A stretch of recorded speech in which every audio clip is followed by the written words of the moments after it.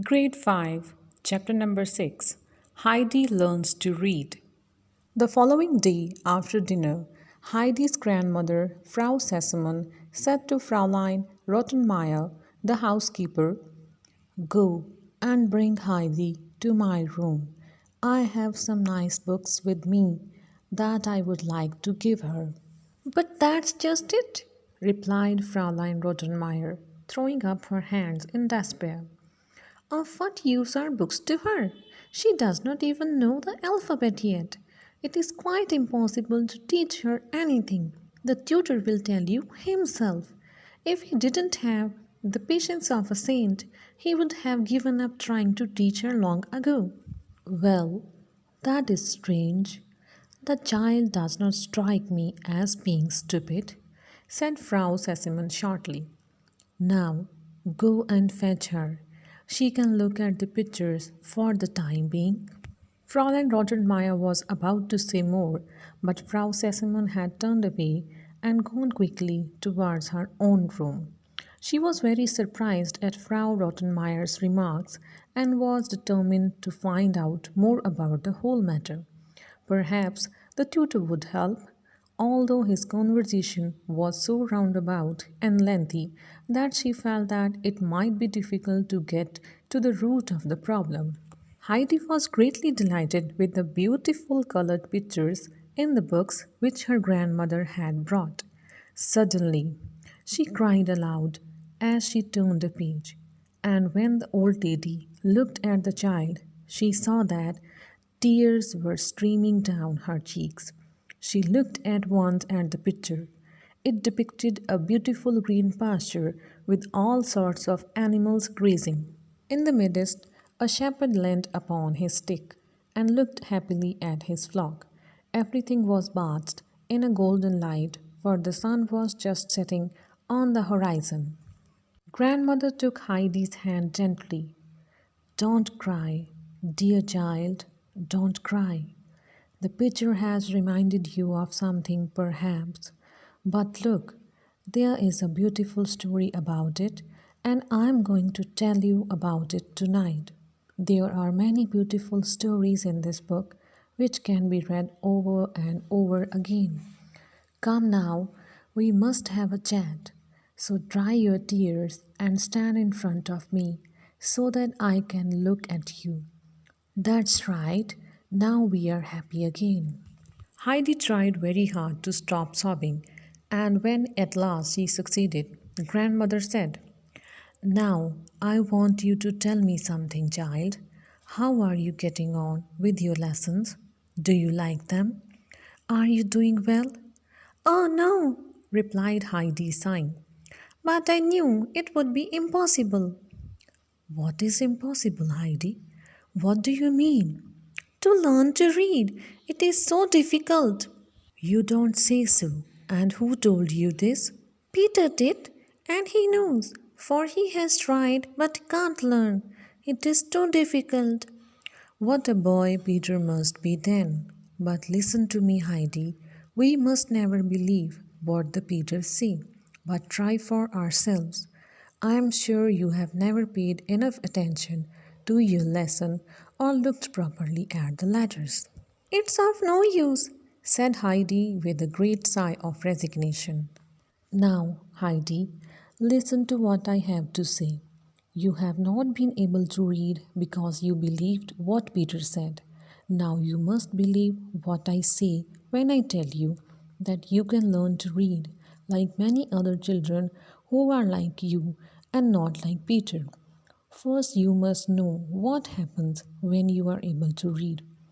Do you see the shepherd on the beautiful green pasture?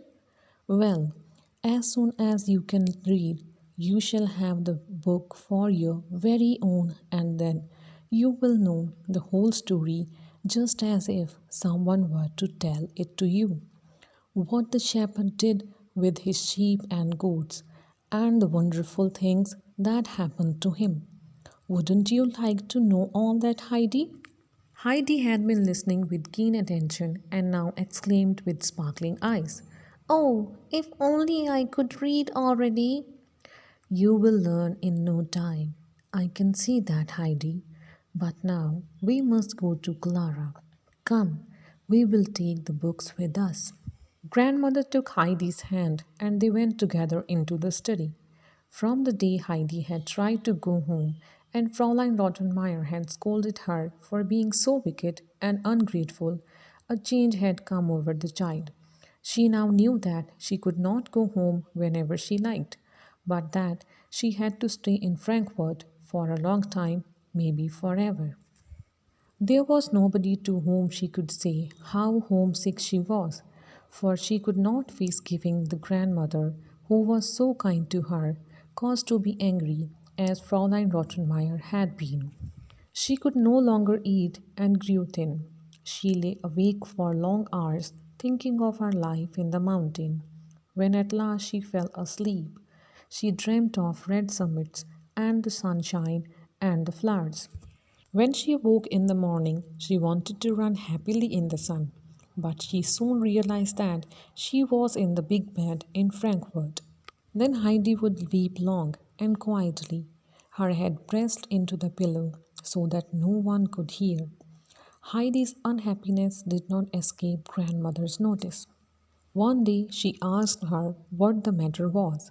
Heidi was afraid to tell her the truth. She did not want the kind grandmother to think she was an ungrateful child. So she said, "Please, I cannot tell you." "Could you tell Clara then?" Oh no, I cannot tell anyone. said Heidi pitifully. "Then, little one, let me tell you what to do. When we are in difficulty and cannot speak about it to anybody, we must pray to God for help. That will lessen our pain." A sudden look of joy came into Heidi's eye. May I tell him everything? "Yes, Heidi, everything."